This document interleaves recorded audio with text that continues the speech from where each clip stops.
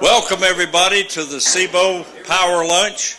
I'm Rod Hudgens, President. I'd like for you to stand and say the Pledge of Allegiance.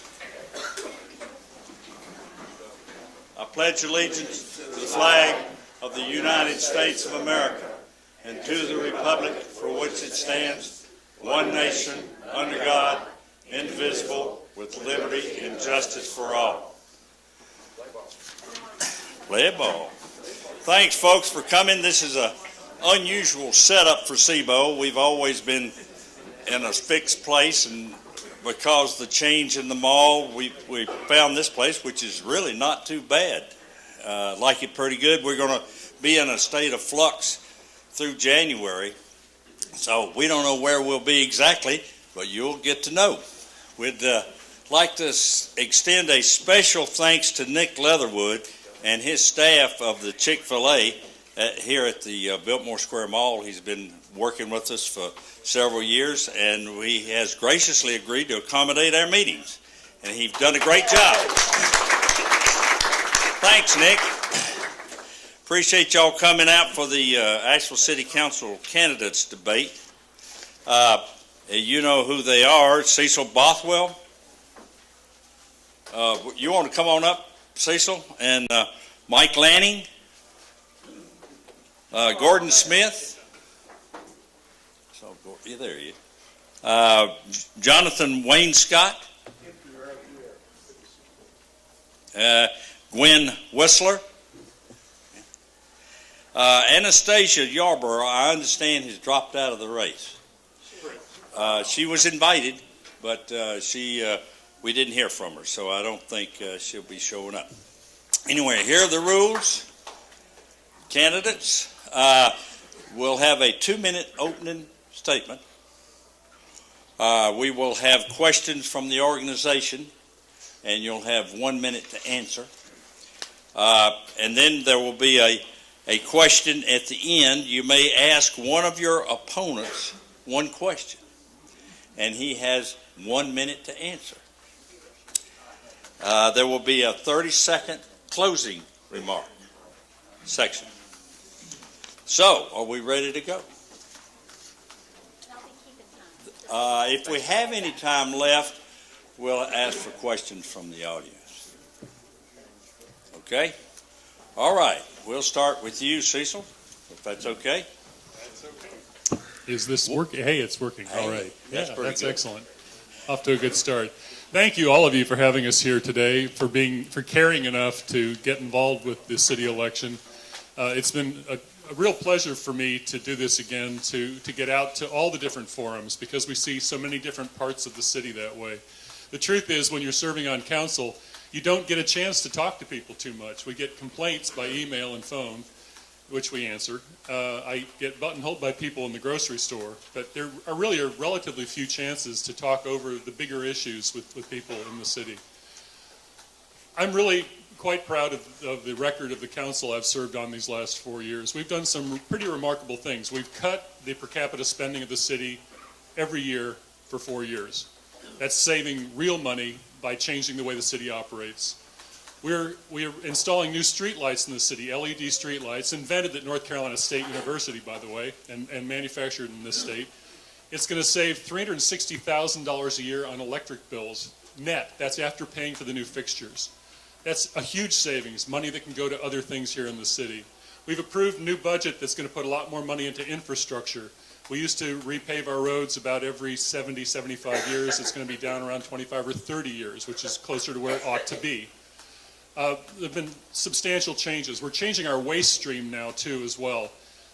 Some people have complained a little bit about the new charges on garbage, but what we're doing with this plan over the next 5 to 7 years is reducing the amount that goes into the landfill, increasing the recycling rate. It's going to make the landfill last a lot longer, which is huge, because if you remember the fight to site that landfill some years ago, you know that we're not going to site another one in Buncombe County, most likely. We're going to be diverting the food waste stream into composting, to creating fertilizer. That's already happening with restaurants here in the city. So we're getting the recyclables out, we're getting the food waste out, and we're really going to make that landfill last longer while we save money on tipping fees for the city. So one thing after another, we've worked to improve operations. Thank you. Mike? My name is Mike Lanning, and thanks for sponsoring this event today. A little bit about my background. I'm a native of Asheville. I was born and raised here, raised in West Asheville. I currently live in South Asheville. After graduating high school, I attended Irwin High School. After graduating high school, I entered the United States military. I joined the Air Force. And once I was discharged from the Air Force, I went to work for the Sheriff's Department for two and a half years. Later, I left and went to work for the Asheville Police Department, where I stayed, and I retired from the Asheville Police Department in 2009. So my entire life's been spent in service, serving the citizens. So I think that there's issues within the city that deal with the police department and other issues. And I feel like the reason I entered this race is I know the inner workings of the city after working there for 30 years, and I know what the problems are.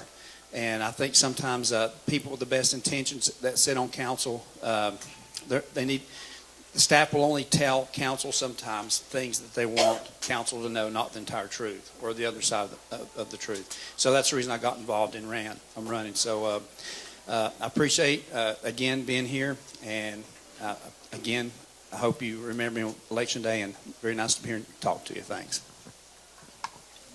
Gordon. Hi, before I get started, I want to recognize that our North Carolina State Representative Nathan Ramsey has arrived. If everyone could give him a round of applause for his service. My name is Gordon Smith. I graduated from Warren Wilson College back in '93. Began a service journey. I've been doing one kind of service job or another for my entire adult life. After coming out of Warren Wilson, I served for a couple of years with a group called the Brethren Volunteer Service in Belfast, Northern Ireland, doing community reconciliation work with Protestant and Catholic youth in North Belfast. Came back, did some environmental education, and then got into mental health, and came back to Western North Carolina in 1999 to get my graduate degree from Western. And I've been a practicing child and family therapist ever since.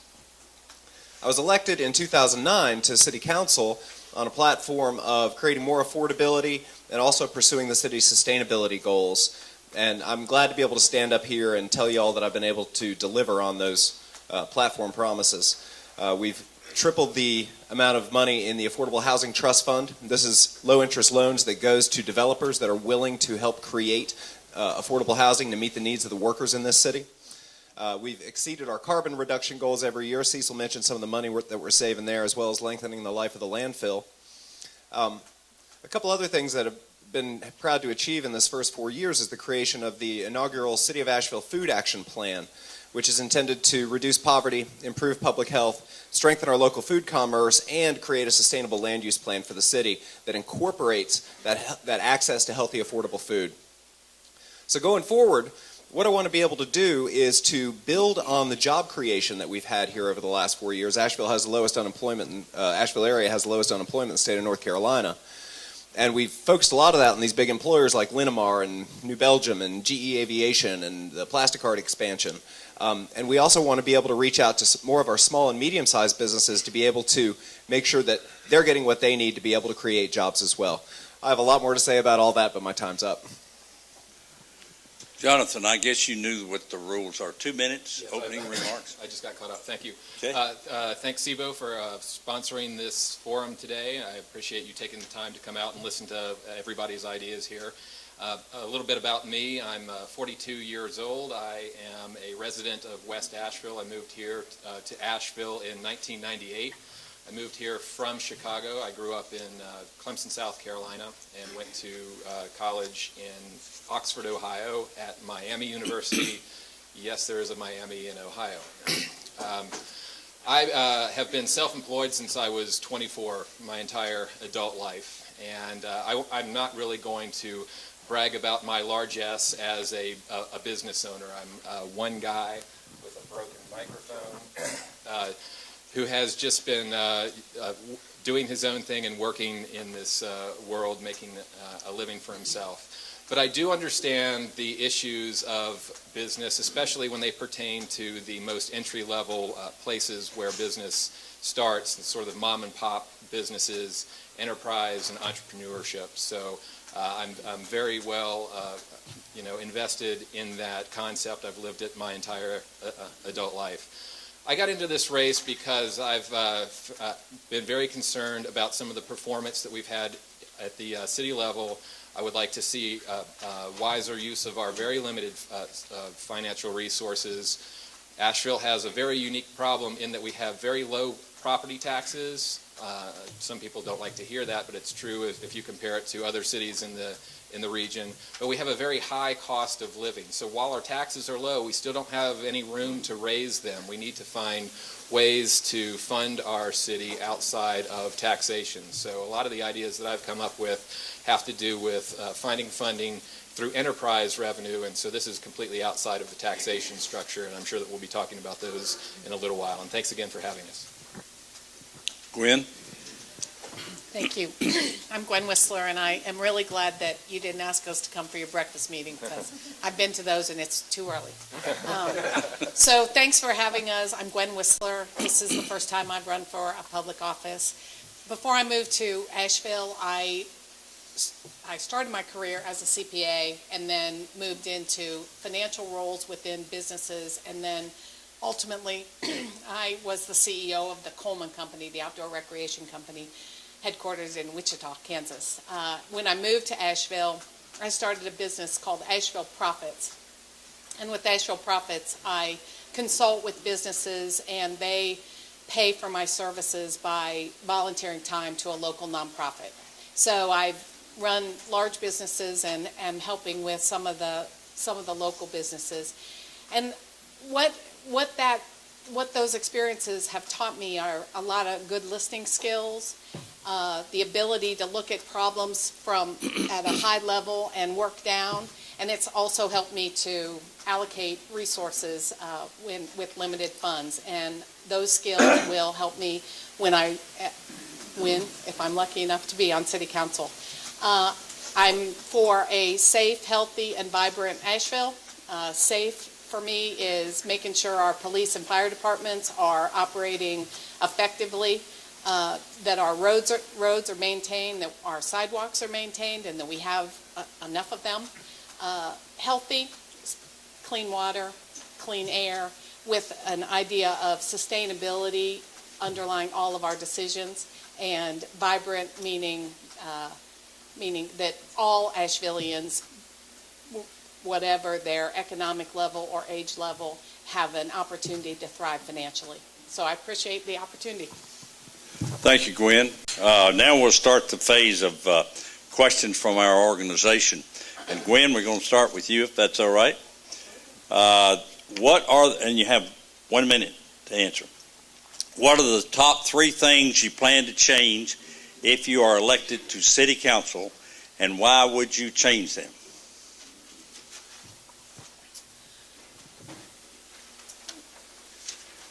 In general, I would say that I'm comfortable with where the city is going, and I appreciate the master plans and the kind of things that are in place.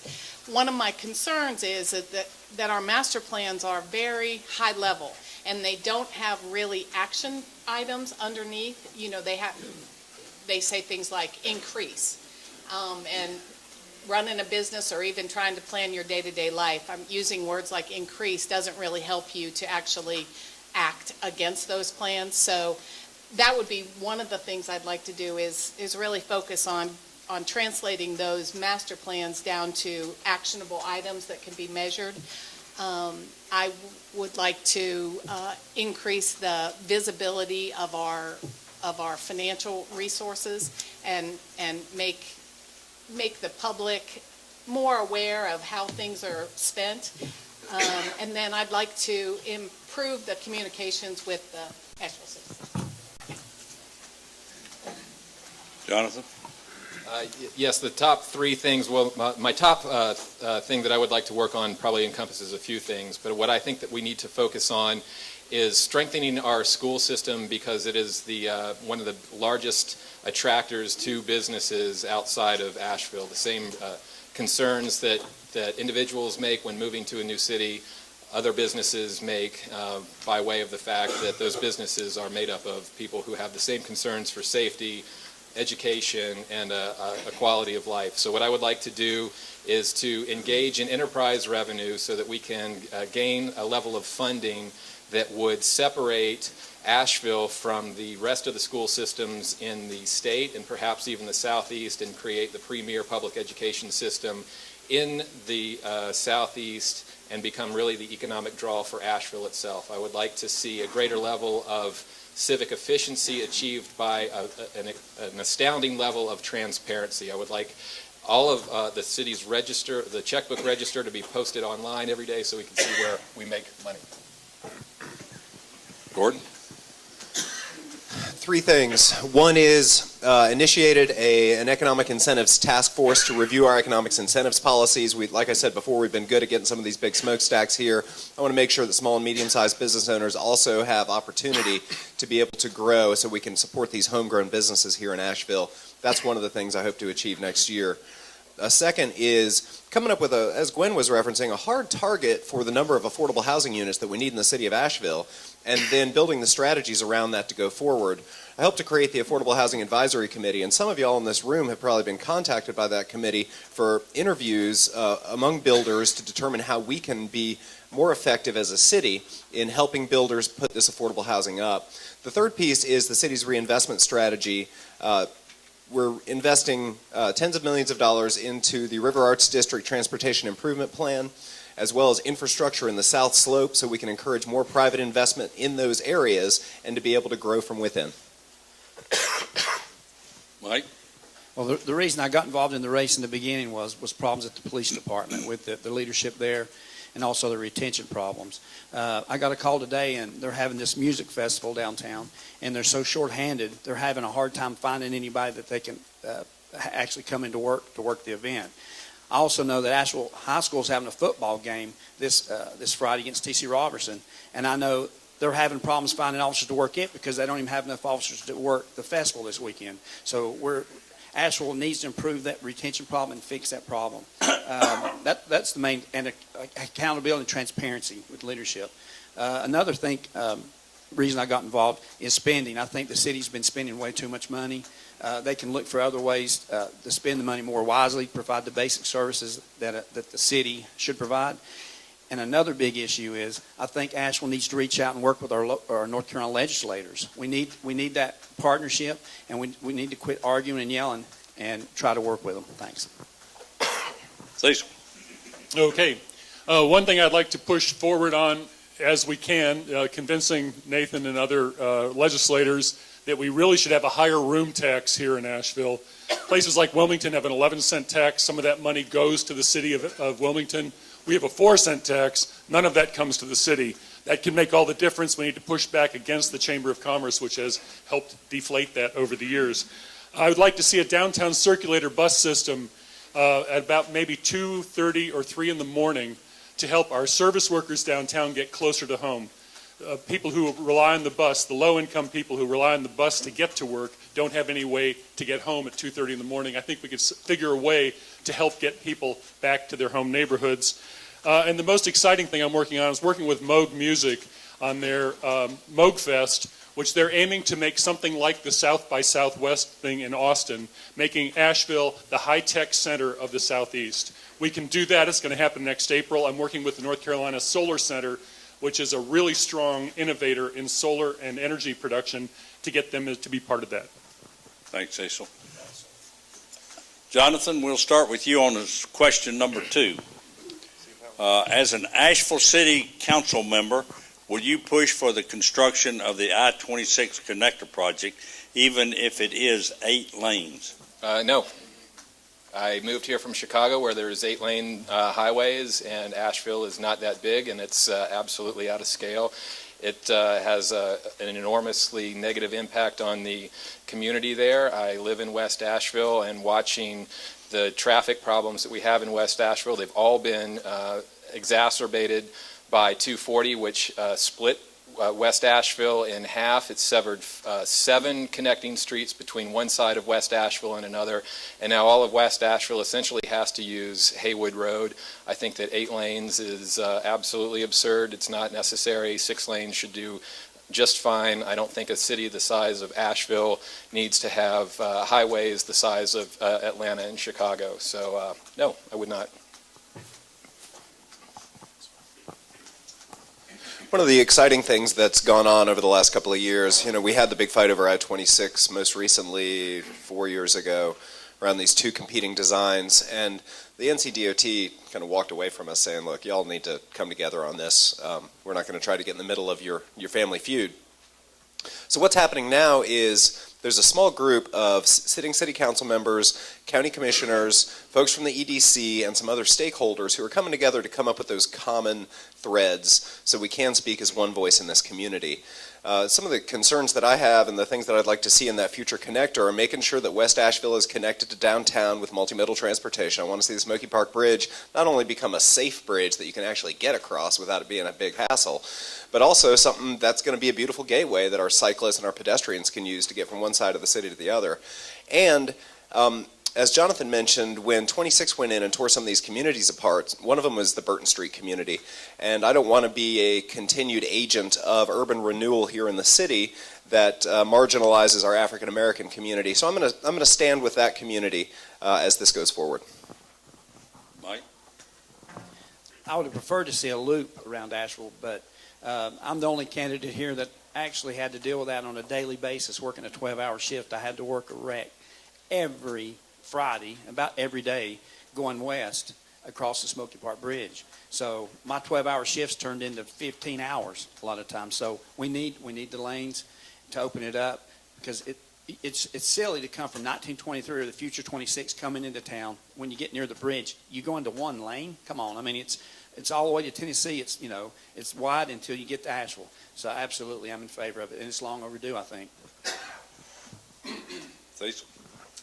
I covered the I-26 issue as a reporter, I think starting about 1992. It's been a long time since we've been discussing this. Although the state sometimes says it was the squabbling between Asheville and the county and Buncombe County. The truth of the matter is has always been a money issue, and we were way down the list on money. Most recently we heard we might get it in 2040, a recent report from the state. And the reason it costs so much is because they have insisted at DOT on an 8-lane option over and over again, even though their own studies, each subsequent study through these years, has showed that we don't need 8 lanes based on their own numbers. The number that would make it, the good service that we have to have on an interstate highway is not justified. It just does not justify 8 lanes. I kind of scrambled how I said that, but by their own numbers, we don't need it. And if they would reduce the number of lanes, the purchase of the land is much cheaper, the paving is cheaper, everything about it's cheaper. We could get it down the list if we'd agree to 6 lanes. Gwen? I would like to support the efforts that are going on right now with that small group that's addressing this issue. I do think it's important that we come up with one solution and go to the state united on this. And I think, talking to a couple members of that committee, one of the things that they're talking about is to really address the difference between local traffic flow versus through traffic flow. So I think if we did that, then it's going to decrease the number of lanes that would be necessary. And so I would like to see it the smallest infrastructure it can possibly be. Thanks. Next question for Gordon. Do you feel that the stormwater utility tax is fair and that the money collected is being used to fix the system as the citizens and businesses of Asheville were promised?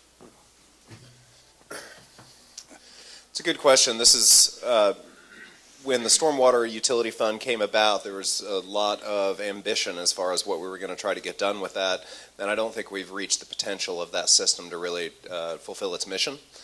I will say that some of the stormwater funds are about to go towards the work that's happening out at Azalea Park, at the John B. Lewis soccer fields, where we're going to do flood hazard reduction out there, replace that old dam, make sure that those soccer fields aren't getting flooded out again and again, as well as, I don't know how many of y'all tried to drive that road out there taking kids to soccer. but actually make that a road that people aren't going to get run over on. So as far as wise uses for stormwater utility, reducing flood hazard to Biltmore Village and other downstream places is exactly the kind of place the money ought to be going. Mike? I don't think it has. One thing I can also say, when they implemented that system, it could have been worse, because they initially they were looking at the measurements, how big your lot was. They were going to charge more people, and at least they came to an agreement, and they pretty much set it at one rate, which saved a lot of people a lot of money. But I don't think it's like water down the drain. No, I don't think so. Cecil? I believe this, I'm sure I'm right, this was mandated by federal law that we had to start controlling stormwater nationwide. And so we had to comply with that. And I think that one of the reasons that it appears sometimes that the money's not being spent wisely is that a lot of these projects take a lot of money in a small area. So certain parts of the system have been addressed, but it doesn't look like general improvement throughout the city. We are controlling our stormwater better. We're getting less siltation into the French Broad River, which is a really important thing for the health of the river. So I think we've been doing a fairly good job with it. And somebody has to pay for it if we're going to control runoff. I hope we're going to move toward more pervious surfaces in parking lots. The city's doing that with our tree islands. We've got a new plan that'll let more water soak into the ground. The more we can do that in parking lots, the less runoff there'll be, and maybe ultimately the less need for the control systems. So overall, I feel like the monies have been used moderately wisely. Clearly, what the situation this summer has shown that our climate may be changing a little bit, so I'm very supportive of the fact that the city is going to really look long-term at the effect of the climate change, and the fact that we may be having a lot more of these rain events like this summer, and trying to look at it a little more holistically and planning ahead. So I was excited to hear the city move that way. Well, I think Cecil's right in that what we see and what we witness may not always provide the best picture of the whole project or the whole picture. For instance, in my neighborhood, there's a ravine that runs down the parallel to Waynesville Avenue down towards the French Broad River, and it is fed by a very small spring. And at the same time, all up and down Waynesville and various other roads, we have storm drains that feed this ravine as well. So in a storm, it's an absolute flood. And a couple of years ago, my neighbors called to talk about the mosquito infestation that's coming from this ravine and all of the debris that's not allowing the water to flow out. And the city came out and said, well, this isn't a stormwater issue. So from my own perspective, it doesn't look like things are getting done, but I can appreciate that there's a lot of other things that are happening throughout the city that I don't witness. That is why I would like to see more transparency in our public financing. I would like to see the city's checkbook register posted online every day so we can see exactly where our money is coming from and how it's being spent. Mike? Next question. Would you favor an elected Asheville City School Board? I would. I've spoke on this at another event, another forum. I've got a problem anytime with any person in power, a superintendent, that you pay to leave. I've got a problem with that, paying $175,000 to tell somebody to leave. And I've said this before. If I was in that position, I would go from job to job getting fired to make a living doing that. So, I mean, I've never been paid to leave a position. So I think if it's an elected position, I think you would have more accountability. So I would be in favor of that. And I'd also be in favor of looking at combining city and county schools, because most of the schools that are county schools are now in the city because we've grown. So, Yeah, I'd be in favor of an elected school board. I believe that tax money should be spent by elected bodies so you can throw the bums out if you don't like what they're doing. And that's why I opposed the bid, the Downtown Business Improvement District. I didn't think it was a good idea to hand over a chunk of tax money to a non-elected board. It's why I'm not real happy with other public-private partnerships like the Pack Square Conservancy, that ended up spending a lot of public money and going way over budget. That seems to happen over and over again. If we can hold people accountable in elections, we can be more sure about how our tax money is being spent.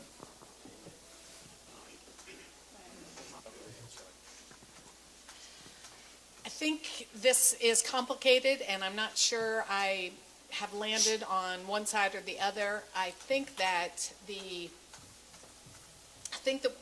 that it's a different person that runs for elected office than sometimes serves on various commissions and unelected boards. So if we looked at the school board and really staffed it or appointed people based on a team kind of concept, then I think maybe an appointed board would make a lot of sense. But if that's not really the way we're looking at appointing the various members, then it should be elected.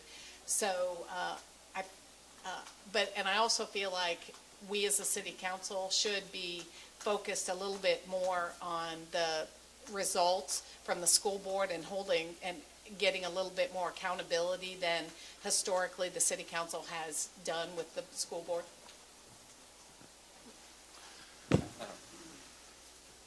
My daughter goes to Isaac Dixon Elementary School, which is currently being housed in the William Randolph School as Isaac Dixon gets rebuilt. I have twin sons who are 3 years old, and they're waiting to get into the school system as well. I absolutely favor an elected Board of Education, and I can assure you that as my kids become more involved in the school system, regardless as to the outcome of this election, I'll be very active in the school system as well.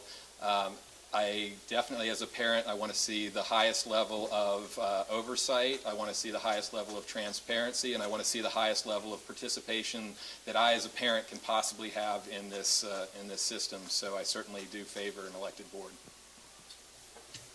Cecil. This is a complicated issue, and I just began really exploring this idea around elected versus appointed, and I've spoken to folks at the Asheville City Schools Foundation and spoken to folks, parents, and people who are concerned about budgeting issues and other issues within the school system. I'm also really concerned. We had a report from the school board the other day, and they broke down some of the numbers as far as the resource challenges they're facing due to diminishing budgets at the state level. So I think we have to get the best and most professional people that we can on that board, because this job has gotten harder than it's ever been right now. So I want to, whatever method that we end up using, I just want to make sure that those people who are on there know how to do more with less and can improve upon their ability to kind of reach out to the community so the community feels connected to their school board. Thanks, Gordon. Last question. Cecil, do you favor closing Lake Julian Power Plant? If so, what is your plan for securing the energy needs for your citizens? That's a good question. I believe, along with the rest of the planet, we're going to phase out coal as our major energy source over the coming decades. I don't think there's any question about it. We've already closed over 100 plants, or scheduled over 100 plants in the United States for closure. Coal is inherently dirty. There's no real clean coal technology, and so eventually we're going to get off of coal. Now, how do we get there? The ways forward right now, to begin with, are natural gas, which has plummeted in price due to new drilling technologies. So actually, there are very few coal plants being built in the United States right now. I think maybe zero at this point. Longer term, we can easily transition to the new technologies, the kind of work that's being done at the NC State Solar Center, for instance. Just this week, they announced a 10-fold increase in the efficiency of solar panels. Solar is already so cheap that it's a great business investment, which is why the Biltmore Company, Sierra Nevada, New Belgium Brewing, AB Emblem up in Weaverville are all investing in solar power. It is actually cheaper than grid power now.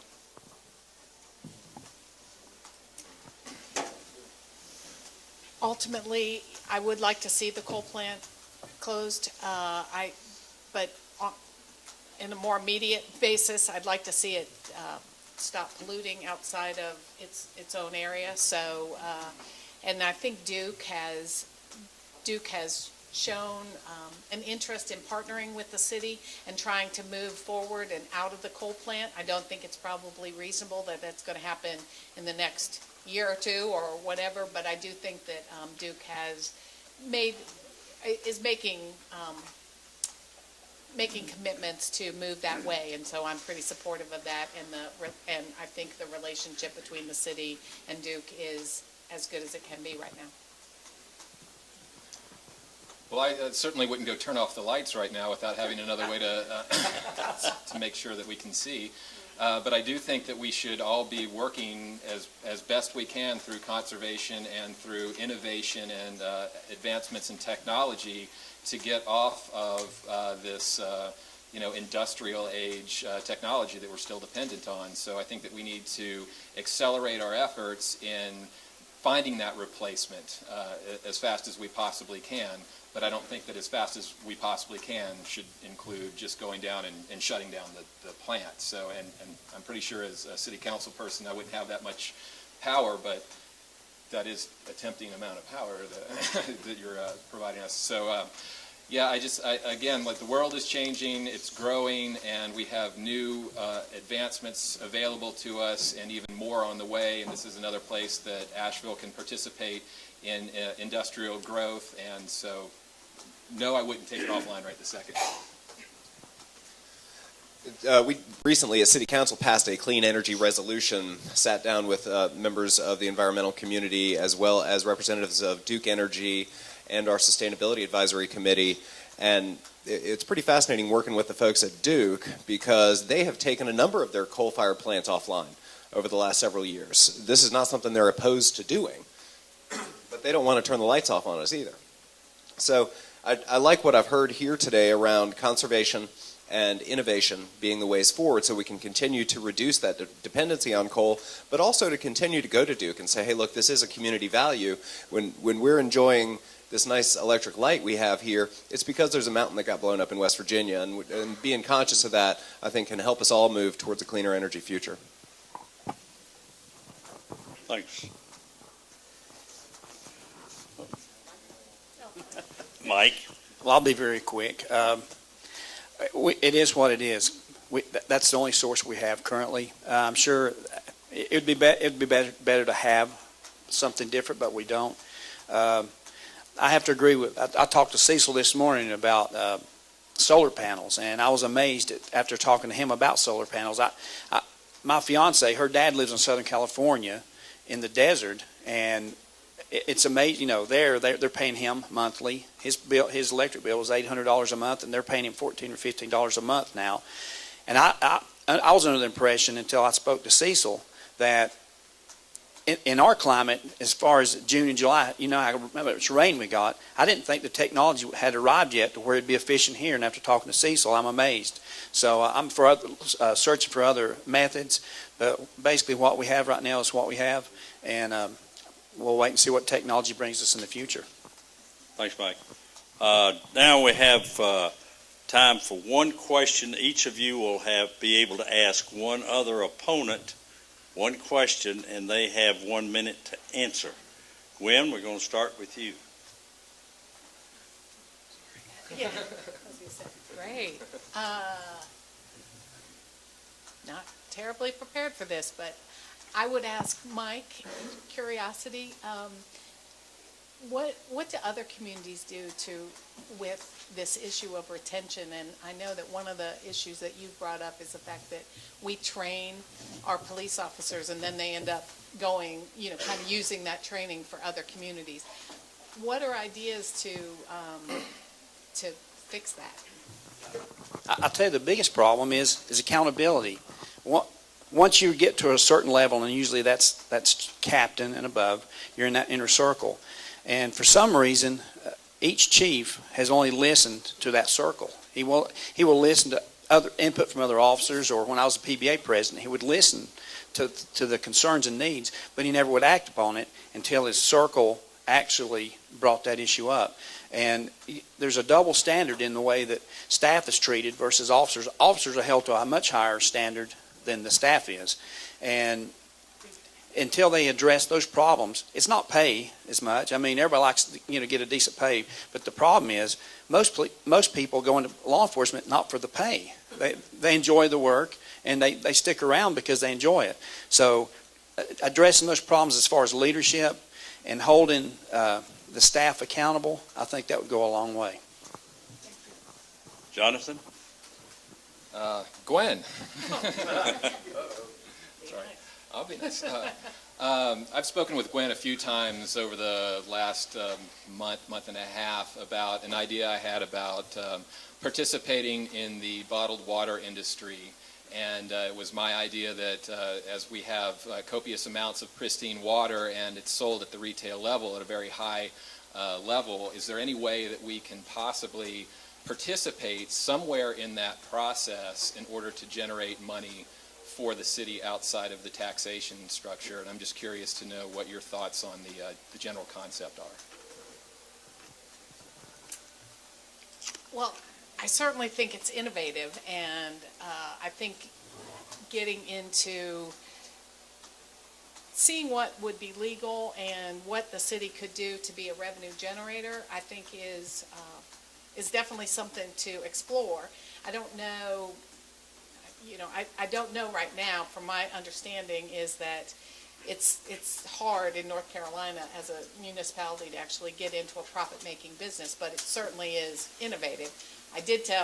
We talked about the fact that I did have a client one time that was the largest non-branded carbonated beverage company in the United States, and they couldn't make money at bottling water. So, Gordon? First thing is, I'm gonna take a little issue with the question because I don't. In this kind of race where there's 3 seats, 5 candidates, I don't feel like I have any opponents up here. I feel like there's 5 of us who are willing to serve on city council, and the residents of this city are going to decide the people that they want to have there. So I just kind of see it a little differently. But that being said, I understand the spirit of the question, and I wanted to ask Councilman Bothwell, Cecil, you've been, we've voted a lot. I don't know, have we ever not voted the same way on transportation stuff? I think it's pretty much, we've been pretty much on the same page there. I was just wondering, going forward, one of the things that I really want to try to get done this year is around Sunday service for our buses, and I was just wondering your position on that. Absolutely, I support Sunday service. I think that, and holiday service, because the people have jobs, and the people who depend on transit for getting to their jobs, and the businesses that depend on those workers need that transit system to be there for them. We know that our retail businesses are 24/7. Well, not, excuse me, 7, not always 24. But they're 7 days a week. And if a person can't get to work on Sunday, that's going to hurt their employability. It's going to hurt the employer who needs that person there. And I couple that with my notion that we might be able to figure out a circulator late at night to get those late night workers home, because our bars and restaurants are open till 2:30 in the morning, or 2, I guess it is. Those workers need to get home. I talked to one fellow who sleeps in an alley next to a bar because he can't get home at night and goes on the bus in the morning to get home. That shouldn't be happening. Mike? I know we're supposed to only ask one, but I'll ask both Cecil and Gordon. A big concern with retirees from the city, as myself, so I'm not asking this to be selfish, but there's a big issue with all the retirees. Each year they're concerned about their health care, their rates going up. And the question is, currently, the city council or the city subsidizes retirees' insurance to keep it affordable for the retirees. And the question is, will you continue to do that in the future, or will you change your direction and force the retirees to go to the exchanges of affordable health care? That is a good question. So it's been fascinating being up here and dealing with the various budget crises. For 3 years, we had to keep reducing our city budget, and we froze salaries and froze hiring, and really asked a lot of our employees to sacrifice during this time when everyone else was sacrificing. I think we have a responsibility to those who have served the city to follow through on the health care. I think going forward, this model is going to change, and I don't know, in the market, it may be that we don't have as much workplace-based health care in the future, but for now, where we are, I'd like us to maintain our commitment. Since he asked both of us, I'll answer quickly. I think that absolutely with current employees and past employees, we must keep the promises we made. That has to be a contract between any employer and any worker. You do what you promise you're going to do. Going forward, I think that will have to change. I expect it will change. I'm sure that North Carolina will begin to participate in the Affordable Care Program eventually. And I think we've already seen in California and New York where the prices of insurance are dropping quickly because of it. I think that it'll become more affordable. I don't know what we're all going to do in retirement. I guess if you're Medicare age when you retire, then you move into that program. So I guess that's not a clear answer, but I think we need to work with the market. Obviously, healthcare in America is amazing. In 1850, when my great-grandfather was born, life expectancy was 40. In 1950, when I was born, life expectancy was 80. We're now dealing with long-term care, and it's expensive. Cecil, do you have a question? For any one person? Yeah, I can ask a question. Jonathan Wainscott, you've said that you believe that the city should get involved in enterprise income, and you've mentioned your water proposal. You said there are many or several ways the city could make money outside of taxation. Could you list some of the others? Sure, we could make more better use of our park space. Right now we've got several parks. This is pretty small potatoes when you are talking in comparison to the potential in the water industry, but we've got parks that have concession stands that sit there boarded up all day long, and parks are one of our more expensive elements. So I think that what we could do is, open up the concession stands, use local food, use human resources from Asheville Buncombe, AB Tech, and maybe the culinary arts program, the business management program, so that we can give some business training to a really small enterprise, but perhaps make some money off of some assets that we're not using. Another example of money that we left on the table was that RiverLink has been using the Wilma-Dykeman Riverway this summer for its beer festival parties. The city didn't charge them anything to basically use all of the city land as a parking lot, and we could have certainly made enough money to make some substantial improvements to the Wilma-Dykeman Riverway if we had just charged people to use our assets that we have on hand. Thank you. We're going to move this thing around a little bit because we don't know how much time. We're getting close as to getting open the questions. We need to go ahead and do your closing remarks, 30 seconds, okay? And then we'll go, if there's any time left, we'll go for some questions. So, Cecil, do you want to start? We'll go up, Sure thing. up the way.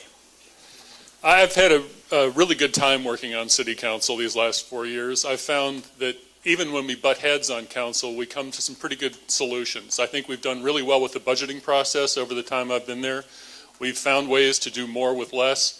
I think that the energy conservation plans that I have advanced, including the streetlight replacement, the single stream recycling that's going on, the increasing shift to biodiesel and to we have the second electric cop car in the country after New York City. The improvements on the fire trucks, the mileage improvements, we're saving money day after day with these energy improvements. And I want to keep going. Thank you.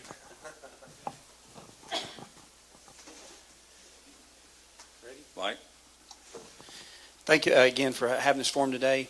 The reason I got involved in this race again was because I was a public servant, and I've served my entire career. I've served the citizens. I've never ran a business. I don't have the business experience, but I guarded your businesses on Christmas Day and on nights while you weren't there. So I even got shot in the line of duty from someone who robbed a Pizza Hut. So I don't know about business. I can learn that. And so I'll do the best I can, and I'd appreciate your vote come November 5th. Thanks. Gordon? Thanks a lot for having us. What I want to close with is, as we talk after this is over, I would encourage you to ask folks who've had the opportunity to work with me over these last 4 years, about their experiences with me. I always try to have an open door, answer the phone, have a meeting when someone asks, and I want everyone here to know that going forward, that'll continue to be my policy, and I want to hear from all of you about, there's some things we're going to be able to predict going forward and some we aren't, and it's going to take a collective wisdom for us to continue to rise as a community. Thanks again for having us all here today. So I would like to see the city of Asheville run a little bit more like a business. I think that the primary function of a business is to make money. So the primary thing that we should be exploring is ways that we can make money. We also need to look at efficiency, and I think that we should try to achieve that through transparency. I feel as though I have actual, tangible answers to most of the problems that we have here. If I don't have an answer to the problem, I'm not going to promise you something that I don't have. And I appreciate your vote, and thanks again for having us. Thanks so much. I appreciate it. I hope to serve you on city council. I'm going to be the last on the ballot, but I hope to be your first vote. Thanks, Gwen. Thank all of you. We're going to have a few questions now, hopefully. But first, we want to have some guests. Tom, I know you've got some that you want to introduce, and we'll run through the guests real quick, and then we'll have the questions. Okay. Most of you, turn around, Kimberly. Most of you know Kimberly because she's been coming to CIBO. But she is in a new capacity, and I want to introduce Jeff Money, who is with Leo Architects out of Charleston, South Carolina. But anyway, they're up in the Grove Arcade. We welcome you, and I hope you'll join CIBO. She's already here. Thank you. First question, Jerry. Need the mic, or can you hear me? I hear a lot of talk from all of you folks about sustainability, infill, affordable housing, and all of that. And I'm wondering how you're going to balance or handle the NIMBY effect. Now, as an example, this brewery down on Riverside Drive came in and spent $175 million they was planning to. Nobody ever spent that much money in Asheville on anything. Yet they're catching hell from some of the neighbors about a truck or about something like that. A good example is out there at Mountain Housing built on Merriman Avenue. You would have thought that they were fixing to put a avatory out there to hear all of it. There's been no ill effects.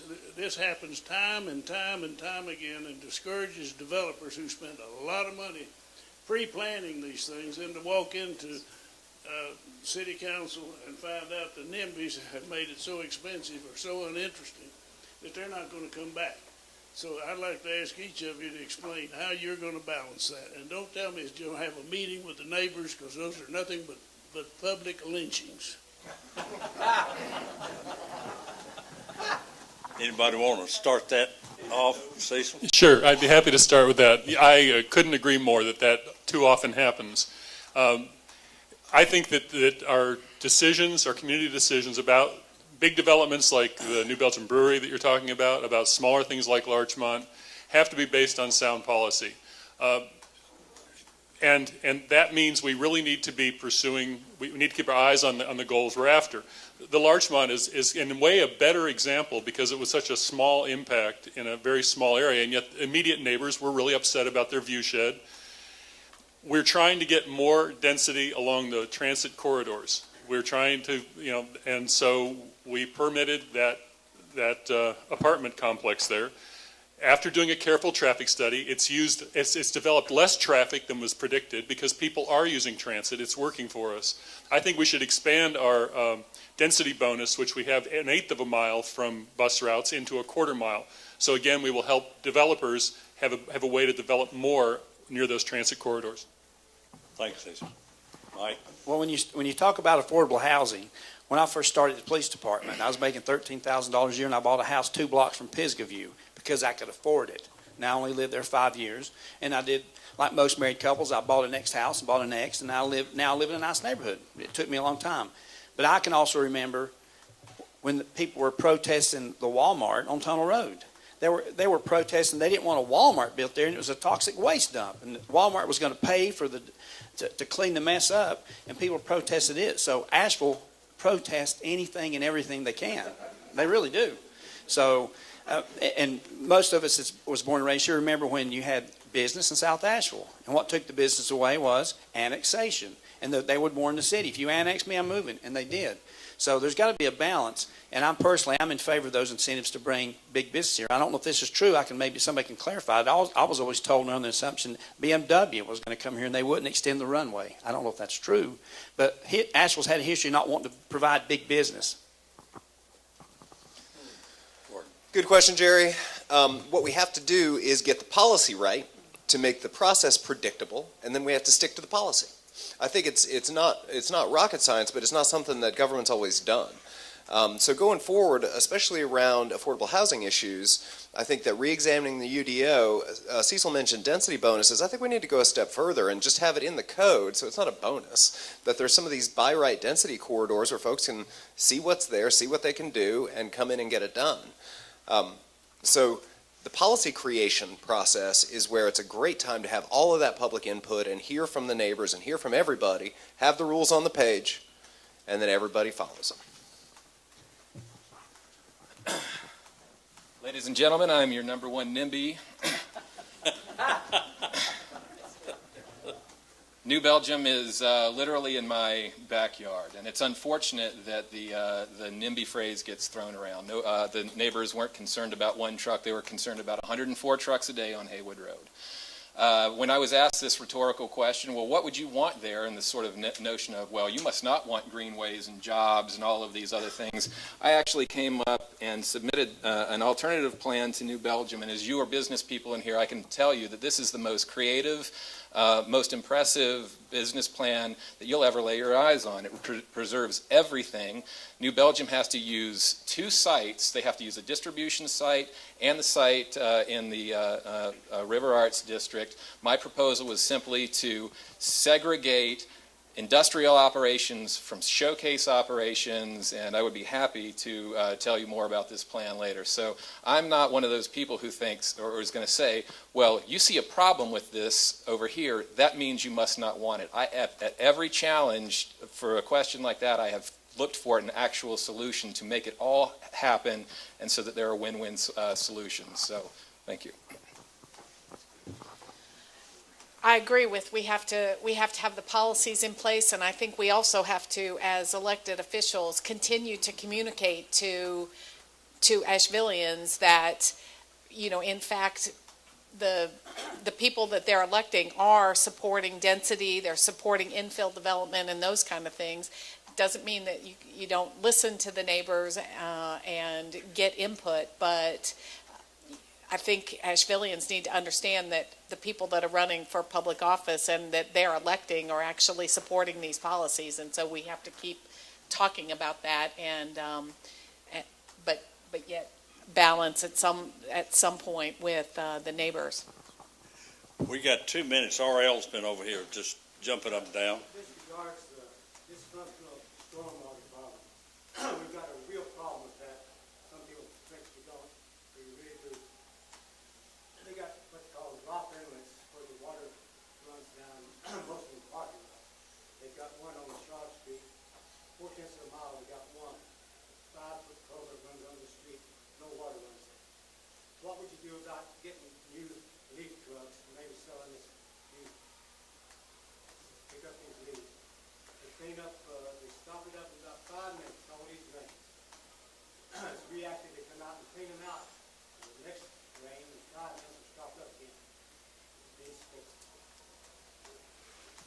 I don't want to take that one. You guys are fighting for it. Not really.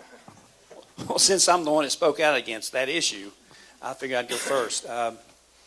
Where I live, it's a my backyard, my driveway turns into Overlook, which is a state maintained road. It has none. It has ditches, you know, and there's a lot. You go to South Asheville, all those developments out there, they have really, when it rains, a lot of flooding problems and stuff on the street because there's no drainage at all there except for the ditches. I can remember when the city had those trucks that would go around and clean. I mean, how many of y'all remember that?